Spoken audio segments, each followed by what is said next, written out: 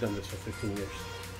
Don't argue with me. Don't argue with me. Okay, Maddie, officially the first ever hot tub removal done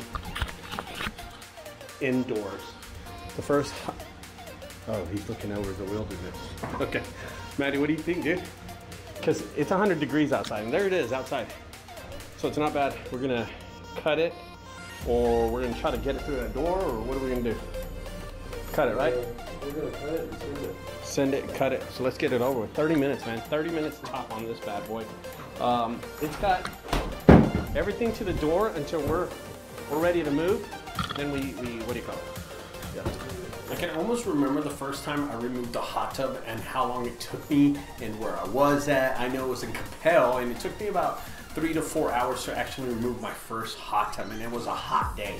I know it was the summer because I can vividly remember that day removing the hot tub, but this one is different, okay? Sure, it is Monday. It is the the 25th or something like that? What's the 27th? So it's Monday the 27th. I'm actually editing this video the same day I did it. And the reason I want to do that is just give you a little history of what I've done in the past. I've done hundreds and hundreds of hot tubs, but this one is a 15-year, first one of a kind. I've never done this kind of hot tub. It was located inside an air-conditioned room. Now, I have removed hot tubs that are inside, but I've never removed one where the temperature inside is ice cold. And it was 70 degrees in this room. It was absolutely freezing. And the guy said, crank it lower if you want. And we're like, okay, yeah, we'll do that. We'll crank it looking for, you know, put the air conditioner at the lowest temperature that we could so we can stay cool. And that was the major thing, because it's absolutely hot outside. It was a little over 100 degrees today, Monday the 27th, in the Dallas-Fort Worth Metroplex.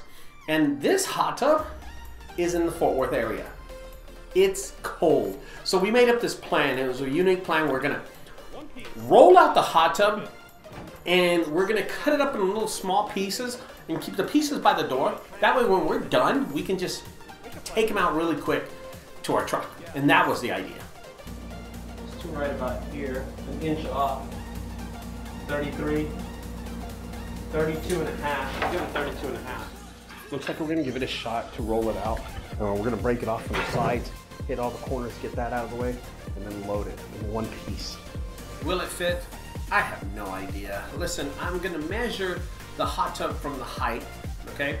And I'm gonna measure the door and see if it'll fit that height of the door.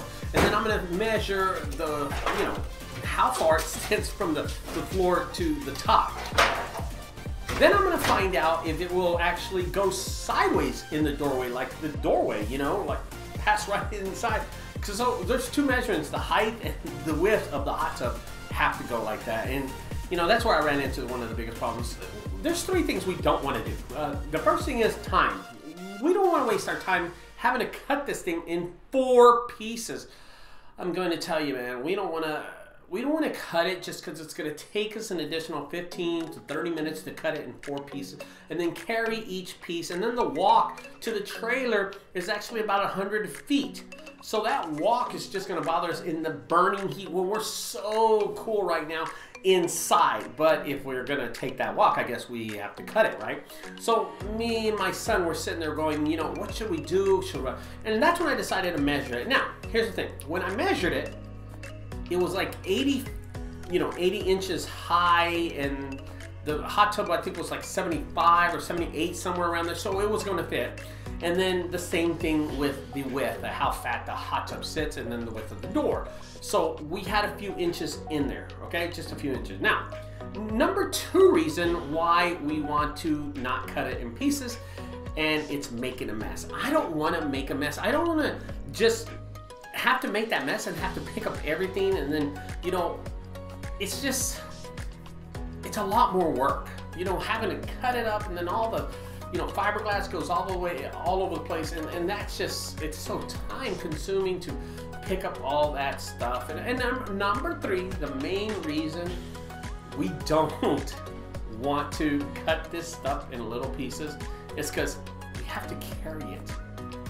carry it in 4 pieces when we can just carry it in 1 piece, and that'll make a world of a difference. Guys, let's see what happens. Yeah, and then all the wood will go inside the hot tub and will be inside the trailer, so that's pretty cool.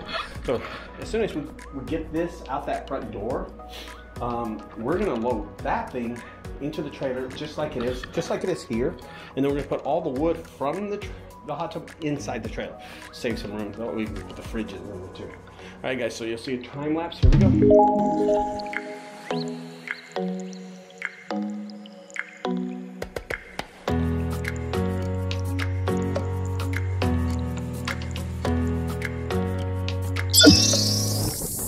Another thing about this job, this huge ass tree. Look at this. Death hot out there. Under the shade, not so bad. Not so bad actually. It's not, right, Maddie? Not a bad job.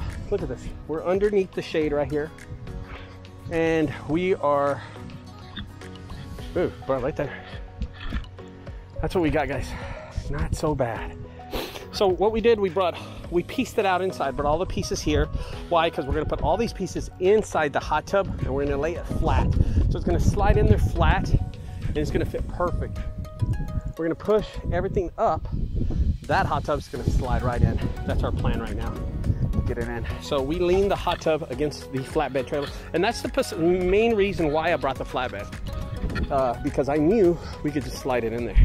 So we ended up rolling it out the front door, and that was awesome, man. It only took us about maybe 5 to 7, 8 minutes to get it from the back door of where the room that it was in to the trailer, which was at 100 feet. We just kept on flipping it and flipping it and flipping it. It was a small hot tub. I think it was like a 2 or 3 man hot tub. It wasn't that big. And I decided to move the trailer back, the truck and the trailer back to the exact spot where we were flipping it, and then we just left it up, leaned the trailer right against it, and we just put it right on top. And that's what made the job easy. Now, the good thing was that it didn't take us that long. And then another great thing is that we're under the shade. They have this big old tree. I don't know, I want to call it an oak tree. I'm not really sure what it was, but this big old tree is covering us under the shade, because right out 10 feet away from there, it's 100 degrees, man. And under the shade, I mean, we're good 90, something like that. So we're safe under that tree. So overall, the hot tub was a complete success. We managed to get it out. To get it all out and finish, I think it took us like 45 minutes. We only charged $300, but that was okay. You know, it was okay. My son was happy because it wasn't out in the sun. And all he was talking about the whole time was like, please don't let it be out in the sun. Please let it be under the shade. And I was thinking the same thing the whole time. So after 45 minutes of moving it, got it out, and guys, I hope you enjoyed the video. Here we go, we're all done. We're done, guys. We just loaded up everything. We put a few things in the front. That's what we put. There it is. So it fit pretty good. We strapped this in at a weird angle, but I guess it's gonna work. I really didn't care much. The only good thing about this hot tub is that it actually was in the shade, and it was in a room in the back with air conditioning. It was in the shade, so it came out pretty good. But there it is, hot tub removal. Do you dream of making more money with your business or creating a business that doesn't rely on you? You're gonna solve all of these problems and more at JunkCon 22. You're gonna gain something that's gonna make you thousands, hundreds of thousands, or maybe even millions of dollars over the years to come.